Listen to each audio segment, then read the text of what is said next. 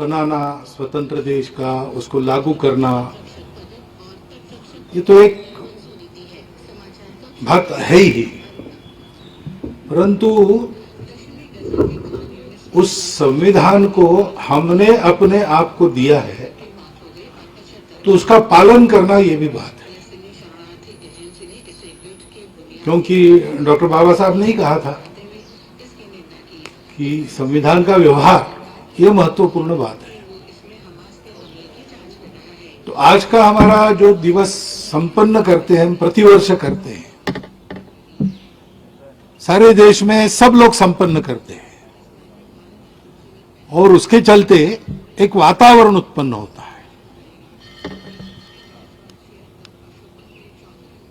जैसे सब देश एक मन हो जाता है,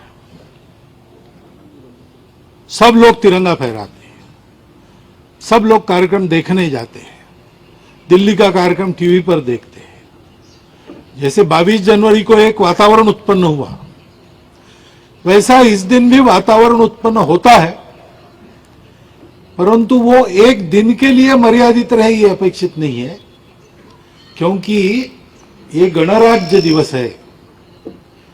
अभी ये संविधान संसद में रखा गया और सरकार का कारोबार उसके आधार पर चलता है, परंतु अपना गणराज्य है, यानी ये प्रजा का राज्य है, तो इसको प्रजा को चलाना है।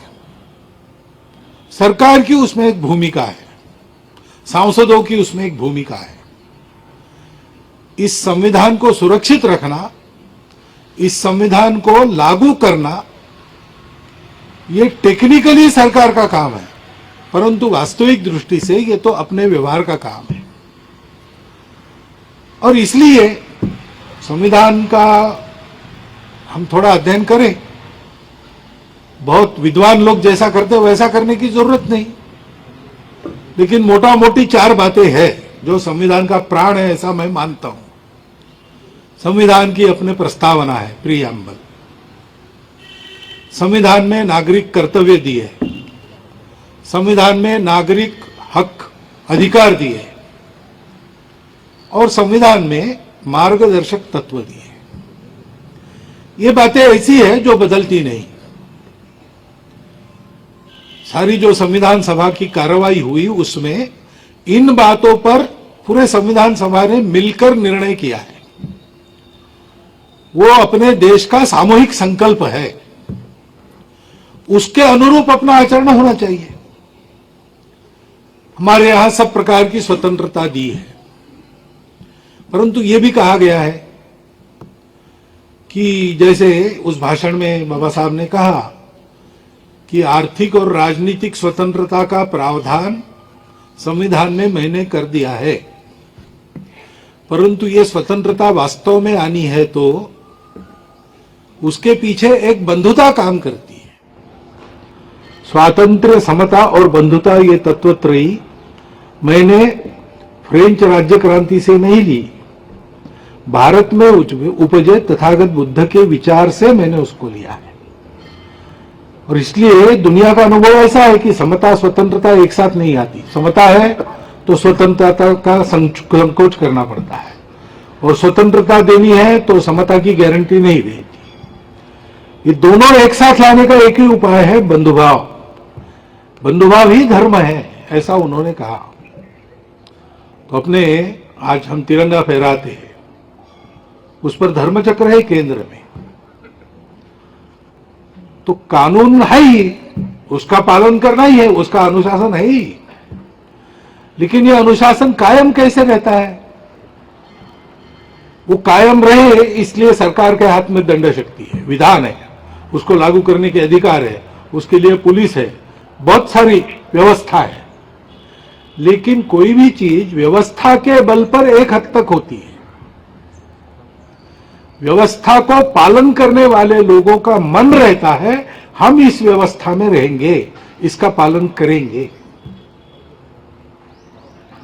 ये क्यों होता है? ये भी इसलिए होता है कि व्यवस्था और जिनके लिए व्यवस्था है वो लोग, उनके प्रति एक आत्मीयता रहती है। ये हमने बनाई व्यवस्था है, ये हमारे लिए बनी व्यवस्था है, ऐसा एक आत्मीयता का भाव रहता है। वही भाव आपस में व्यवहार में बंधुभाव के रूप में प्रकट होता है। उस बंधुभाव का हम स्मरण करें। भारतवर्ष के जन की ताकत अपरंपार है, वो कभी भी कम नहीं थी, वो वैसी की वैसी बनी है। और उसके बल पर जब वो जागता है तो वो अनेक चमत्कार दुनिया में करता है, जैसा आज कर रहा है। ऐसा भारतवर्ष आएगा, ऐसा भारतवर्ष उठेगा, ये अगर 40 साल पहले हम कहते तो अपने ही लोग हमारी खिल्ली उड़ाते। लेकिन आज हम देख रहे हैं कि हर क्षेत्र में हम आगे बढ़ रहे हैं। ये शक्ति कहां से आई? ये शक्ति हमेशा थी, परंतु वो परिणामकारक तब होती है जब हम बंधुभाव की सामूहिकता में बंधे जाते हैं। ये केवल मेरे लिए नहीं है, ये सबके लिए है। मेरे सारे सामर्थ्य का उपयोग मुझे सबके लिए करना है, क्योंकि सब मेरे अपने हैं। दिखते विविध है, लेकिन हमारे देश में तो परंपरा है सारी विविधता का स्वीकार करने की। हम विविधता को अलगाव नहीं मानते। इस प्रकार बंधुभाव के साथ देश के लिए सब लोग मिलकर उद्यम करेंगे, संविधान के अनुशासन का पालन करेंगे, उसकी पवित्रता पर आंच नहीं आने देंगे, उसके भाव को ध्यान में रखकर उसका उचित उपयोग करेंगे, तो राष्ट्र उस उत्कर्ष की ओर जाएगा। ये करने के लिए हम लोगों में समर्पण का भाव चाहिए। मेरा स्वार्थ छोड़ दूंगा मैं। आज जो गीत हुआ, मैं रहूं ना या रहूं, मैं रहूं या ना रहूं, भारत ये रहना चाहिए। हम संघ में गीत गाते हैं, तेरा वैभव अमर रहे मां, हम दिन चार रहे न रहे। देश हित के प्रति, समाज हित के प्रति, अपने बंधु बांधवों के हित के प्रति सारे भेद छोड़कर, सारे स्वार्थ छोड़कर जीवन सर्वस्व अर्पण करने की तैयारी से लग जाना, ये हम सब मिलकर करते हैं।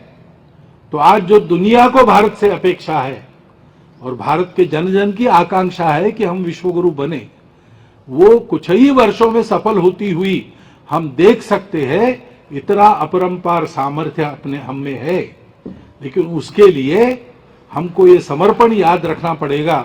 राष्ट्रध्वज के शीर्ष स्थान पर जो रंग है वो अपने देश में समर्पण का रंग माना जाता है। उस पर जो धर्म चक्र है वो धर्म चक्र वास्तविक धर्म जो है बंधुभाव का, उस पर आधारित धर्म का चक्र है। ये ध्यान में रखकर हम सब लोग आज गणराज्य दिवस को मनाएं, अपने कर्तव्यों को समझें और उसका अनुपालन करना इसी क्षण से प्रारंभ करें। इतनी एक प्रार्थना आपके सामने रखता हूं और मेरे 4 शब्द समाप्त।